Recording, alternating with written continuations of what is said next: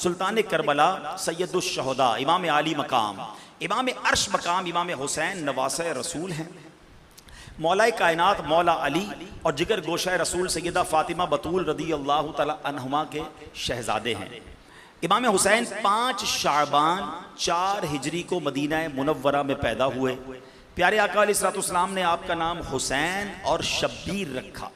इमाम हुसैन रदी अल्लाह तआला की कुन्नियत अबू अब्दुल्ला है। लक़ब सिबते रसूल यानी रसूल पाक अलैहिस्सलाम के नवासे और रैहानतुर रसूल यानी रसूल पाक अलैहिस्सलाम के फूल है। प्यारे आका अलैहिस्सलाम की बारगाह में इमाम हुसैन की विलादत के वक्त ही आपको ये पता चल गया था, बल्कि पूरे मदीने में ये खबर मशहूर हो गई थी कि आप शहीद किए जाएंगे। जिब्रील अमीन ने बारगाह रिसालत में हाजिर होकर पहले ही खबर दे दी थी, बल्कि नबी पाक की बारगाह में करबला की मिट्टी भी पेश कर दी थी कि हुजूर इस जगह पर, इस यानी मट्टी वाली जगह पर आपकी शहादत होगी। और ऐसा ही हुआ।